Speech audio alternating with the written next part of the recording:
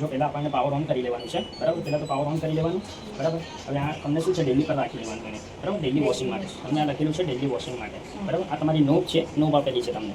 અહીંયાથી બધા તમારા પ્રોગ્રામ સિલેક્ટ થશે એવી રીતે. હવે આ બધા તમને પ્રોગ્રામ્સ આપેલા છે બરાબર. તમને શું છે ડેલી માટે શું છે ડેલી વોશ પર રાખી લેવાનું.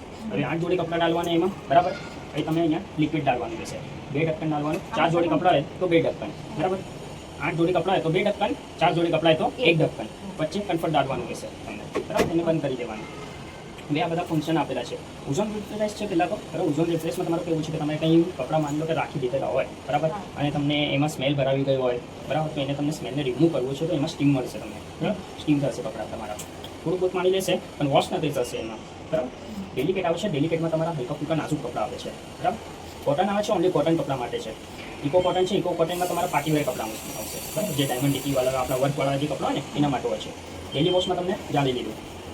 વુલન આવે છે, વુલનમાં તમારા ઠંડીના કપડાં હોય છે.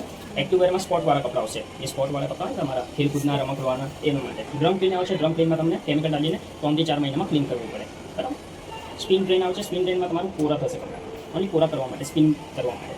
રેન્જ સ્પિન આપેલું છે, રેન્જ સ્પિન અને સ્પિન બંને એક સરખા છે, પણ ફરકમાં એવું છે માની લો કે તમે બહાર કપડાં વોશ કરો છો અને અંદર તમને સુકાવવું હોય બરાબર, અને તમારું સરફાળું પાણી પણ નીકળી જાય તો એટલા માટે તમને રેન્જ સ્પિન આપેલું છે. બેડિંગ કોટન આપેલું છે, તમારું તકિયાના કવર, બ્લેન્કેટ જે વગેરે એમાં સિલેક્ટ કરી શકતા છો બરાબર, વોશ કરી શકતા છો. બેબી કેર આપેલું છે, નાના બાળકોના કપડાં હોય આપણા બરાબર એના માટે છે. સેનિટાઈઝ આપેલું છે, સેનિટાઈઝમાં તમારા શું છે કે હોસ્પિટલના મેડિકેર કપડાં બરાબર, કંઈ બીમાર માણસો આપણા ત્યાં એના શરદી ખાંસી હોય એના માટે હોય છે કપડાં એના કે આપણને ઇન્ફેક્શન ના લાગે, બેક્ટેરિયા ના લાગે. રેપિડ ટી-સ્મિટ આપેલી છે તમને, ઓફિસ વગેરેના જે કપડાં હોય આપણા બરાબર. રેપિડ ટી-સ્મિટમાં માની લો કે તમે ઓફિસ વગેરેના 2 જોડી કપડાં તો એમાં તમે વોશ કરી શકતા છો. સ્ટેન વોશ ડાઘવાળા કપડાં માટે હોય છે, ધૂળ મિટ્ટીવાળા બરાબર.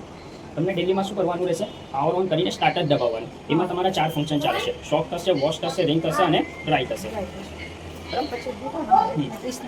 પાવર ઓન કરીને સ્ટાર્ટ દબાવી દેવાનું. કુલ વોશ આપેલું છે, કુલ વોશમાં ધોઈ શકતા છો તમે. મલ્ટી રેન્જ આપેલી છે, મલ્ટી રેન્જ કરવું હોય અલગથી રેન્જ કરવું કરી શકતા છો તમે. પ્રે વોશ આપણે પ્રે વોશ પણ કરી શકતા છો. ટેમ્પરેચર આપેલું છે, ટેમ્પરેચર સિલેક્ટ કરી શકતા છો તમે. 30 ડિગ્રી, 20 ડિગ્રી અને 40 ડિગ્રી થશે. સ્ટાર્ટ ડિલે કરવું કરી શકતા છો. ડેટથી તમને મશીનને ચાલુ કરવું હોય, કંઈ બહાર જાઓ સબ્જી વગેરે લેવા કંઈ પણ જગ્યાએ જાઓ તમે તો તમને શું છે એવું છે કે ટાઈમિંગના હિસાબથી તમે કરી શકતા છો બરાબર. સ્પિન સ્પીડ આપેલી છે, સ્પિન સ્પીડ તમે સેટ કરી શકતા છો. રેપિડ આપેલું છે, રેપિડ પણ કરી શકતા છો. રેપિડ કરવું હોય તમને, રેપિડ કરવું હોય મશીનને બરાબર કરી શકો. સ્ટીમ માટે પણ ઓપ્શન છે, ઓનલી સ્ટીમ કરવું હોય તો કરી શકતા છો તમે.